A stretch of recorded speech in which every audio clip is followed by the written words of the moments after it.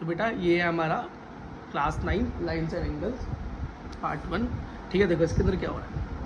आपको देखो ये कोलिनियर पॉइंट्स क्या होते हैं, ऐसे पॉइंट्स जो एक साथ जुड़े हुए हों, एक ही सीधी लाइन में हो, तो कैसे होंगे, कोलिनियर। को मतलब सेम, लीनियर मतलब एक ही लाइन में सेम। अब नॉन कोलिनियर पॉइंट्स को है, जैसे ट्राइंगल के पॉइंट्स हैं, ये कैसे नॉन कोलिनियर है, अलग अलग है ना एक दूसरे से।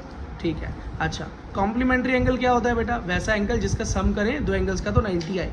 और सप्लीमेंट्री एंगल क्या होते हैं, जिनका सम करें, जैसे एक्स और वाई है, ये कॉम्प्लीमेंट्री एंगल सप्लीमेंट्री एंगल्स है, तो सप्लीमेंट्री एंगल्स का सम क्या होता है, 180 होता है। इस बात को याद रखना। नेक्स्ट एंगल है बेटा एडजेसेंट एंगल। क्या, चलो तो बेटा एडजेसेंट एंगल क्या होते हैं, ऐसे एंगल जो एक दूसरे के एडजेसेंट हो और उन दोनों के बीच में कॉमन आर्म हो। क्या हो, कॉमन आर्म हो। ये देखो अगर एंगल ए ओ सी हो तो उसके बीच में कॉमन, और ए और बी ओ सी, इन दोनों एंगल्स के बीच में कॉमन आर्म क्या है, ओ सी, एकदम कॉमन आर्म है ना, उसके लिए भी और इसके लिए भी। तो वैसे एंगल्स क्या कहलाते हैं, एडजेसेंट एंगल कहलाते हैं। तो अगर इन दोनों एंगल्स को मैं जोड़ दूं, एंगल ए ओ सी को किससे जोड़ दूं, बी ओ सी से, तो क्या निकल कर आएगा, ये बड़ा वाला एंगल निकल कर आ जाएगा, ए ओ बी। ठीक है, अगला देखो बेटा, अब यहाँ पर पता लगाओ क्या ये एडजेसेंट एंगल्स हैं या नहीं। ये एंगल 1 एंड एंगल 2, ये जो गिवन एंगल 1 एंड 2, ये देखो क्या इनके, अगर ये एडजेसेंट एंगल्स होते हैं, कब होते, इनके बीच में एक कॉमन आर्म होनी चाहिए थी, एक कॉमन आर्म होनी चाहिए थी, कॉमन साइड होनी चाहिए थी। क्या इन दोनों के बीच में, एंगल 1 और 2 के बीच में कुछ भी कॉमन है, नहीं है ना, कोई भी, या तो अलग अलग है, इसकी अलग आर्म इसकी अलग आर्म, सेम नहीं है, तो इसको क्या बोलेंगे कि ये एक एडजेसेंट एंगल नहीं है, नहीं है, नो। ठीक है, अब नेक्स्ट देखो, क्या एंगल 1 और ये 2, अब जरा इसको ऐसे देखो, इसको छुपा लो, देखो इसको छुपा लिया मैंने। अब देखो जरा, अब कुछ कुछ दिखाई दे रहा है, क्या इस एंगल 1 और इस एंगल 2 के बीच में कोई कॉमन आर्म है, हाँ बताओ क्या नाम है उसका। अगर मैं इसका एक नाम दे दूँ ओ पी, यहाँ पे इसका नाम है पी, इसका नाम दे देता हूँ एल, तो पी एल क्या हो गया, इस वाले एंगल में भी, एंगल 1 में और 2 में कॉमन आर्म है ना, तो ये क्या हो गया, एडजेसेंट एंगल्स हैं। ठीक है, अब बेटा देखो लीनियर पेयर क्या होता है, लीनियर पेयर का मतलब होता है एक स्ट्रेट लाइन पर बने हुए एंगल्स। आपको पता है स्ट्रेट लाइन किस क्या एंगल होता है स्ट्रेट लाइन का, 180। आपने डी का शेप देखा है, डी देखो कैसा होता है, ऐसे ही तो होता है। और यहाँ पर क्या एंगल मेंशन होता है, 180। यहाँ पर कितना होता है, 180। यहाँ पर कितना होता है, 90। अगर इसको मैं पूरा सर्कल बना दूँ तो कितना हो जाता है, 360।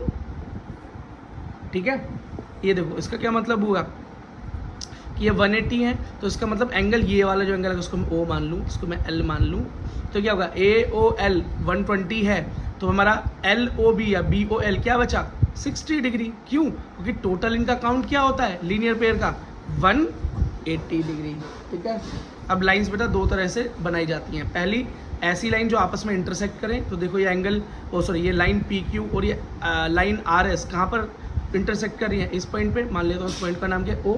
अब एक दूसरी लाइन क्या है, पैरेलल लाइंस। कैसी लाइंस, PQ और RS, जो कि आपस में कभी भी एक दूसरे को इंटरसेक्ट नहीं करना। ठीक है, अब बेटा हमें समझना है वर्टिकली अपोजिट एंगल्स क्या होते हैं।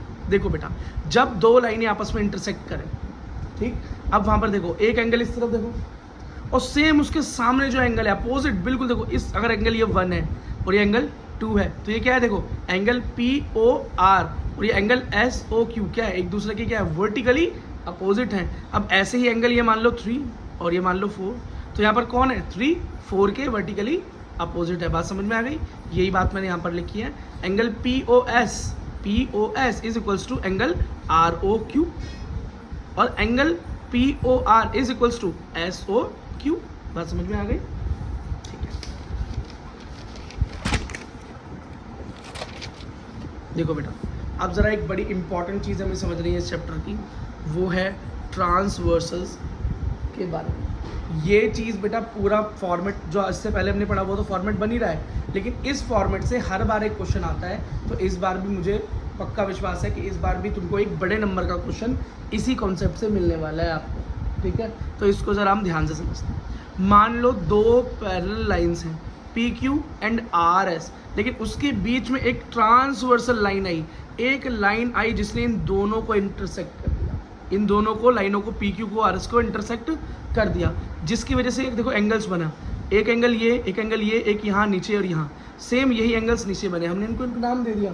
यहाँ पर दे दिया एंगल 1, इसको दे दिया एंगल 2, इसको दे दिया एंगल 3 और इसको दे दिया एंगल 4, इसको बोला एंगल 5, इसको बोला एंगल 6, इसको बोला एंगल 7 और इसको बोला एंगल 8। बात खत्म।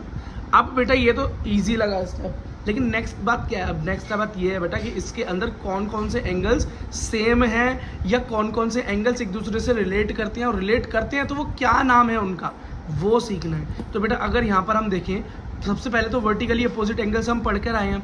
तो वर्टिकली अपोजिट एंगल्स कौन से होंगे? जो ठीक एकदम एक दूसरे के अपोजिट होंगे।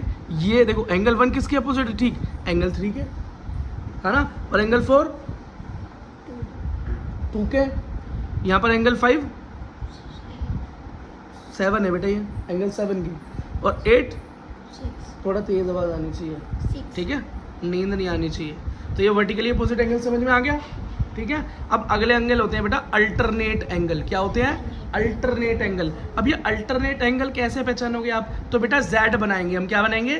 पहले Z बनाएंगे सीधा और फिर Z बनाएंगे उल्टा। तो देखो यहाँ पर Z बनाओ, यहाँ पर देखो Z बनाओ। तो Z क्या दिखाई दे रहा है आपको? दिखाई दे रहा है, देखो ये देखो, ये Z दिखाई दिया, बोलो Z दिखाई दिया या नहीं दिया? दिखाई दे गया ना।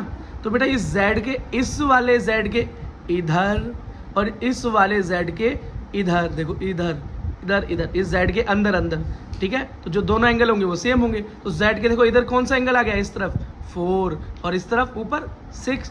तो angle 4 is equals to angle 6 क्या है? अल्टरनेट एंगल, इंटीरियर मतलब अंदर की तरफ। और अब दूसरा क्या करेंगे हम? उल्टा Z बना देंगे। क्या करेंगे? उल्टा Z, देखो ऐसे बनेगा, ये बनेगा ना उल्टा Z। तो यहाँ पर हो गया एंगल 3 और एंगल 5। तो एंगल 3 और एंगल 5 के अल्टरनेट इंटीरियर एंगल्स हो गए। आई होप बेटा समझ में आया होगा। Z याद रखना बस, ठीक है। अब हमें बात करनी है अल्टरनेट एक्सटीरियर एंगल। मतलब अभी तो हमने बात की थी अंदर के एंगल्स की, अब हम बात करेंगे बाहर के एंगल की। तो वही Z बनाओ। सबसे पहले हमने Z बना लिया, देखो Z बन गया। अभी तो हमने क्या कहा था? Z के अंदर वाले एंगल्स देखे थे ना। तो अंदर क्या था? 4 और क्या था? 6। लेकिन हम बात करें एक्सटीरियर, मतलब बाहर के एंगल देखने। क्या देख रहे हैं? बाहर के एंगल देख रहे हैं। तो बाहर क्या है? देखो Z के ऊपर क्या है? 1 और इसके ठीक ऊपर क्या है? नीचे की तरफ 7। तो 1 इक्वल्स टू 7, ठीक है, समझ में आ गया। और उल्टा देखो इसका, तो 2 और 8, ठीक है बेटा। अल्टरनेट एक्सटीरियर एंगल्स याद करने का यही तरीका है। अगला है भाई कोरोस्पोंडिंग एंगल्स। अब ये कोरोस्पोंडिंग एंगल्स कैसे फाइंड आउट करते हैं? तो एक ही साइड के ऊपर वाले एंगल्स और एक ही साइड के नीचे वाले एंगल्स क्या होते हैं? कोरोस्पोंडिंग एंगल्स होते हैं। एक ही साइड के ऊपर वाले, देखो ये देखो, ये देखो, ये लाइन है। अब एक ही साइड मतलब इस तरफ देखो, लेफ्ट की तरफ देखो पहले। तो ऊपर वाले, एक ही साइड के ऊपर वाले एंगल्स, ऊपर कौन है? वो 1 बैठा है। और नीचे की तरफ देखें तो ऊपर कौन बैठा है? 5। तो 1 किसके बराबर है? 5 के बराबर। कैसे? Corresponding angle. अब बेटा दूसरी तरफ देखो, दूसरी तरफ देखो, एक ही तरफ के नीचे वाले एंगल्स। अब नीचे कौन है? 4 और नीचे की तरफ नीचे कौन है? बोलो 8। बस ये हो गया इक्वल।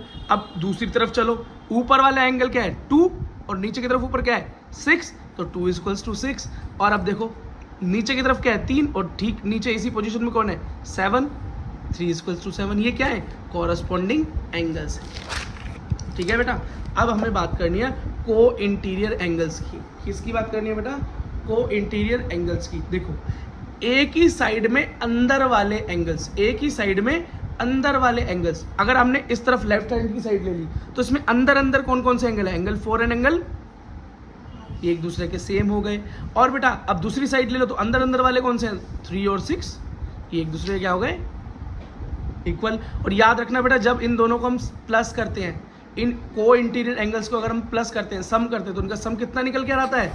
180। खुद देखो ना बेटा, एक सिंगल लाइन पर तो बने हुए हैं, एक सिंगल लाइन पर ही तो बने हुए हैं, ठीक है।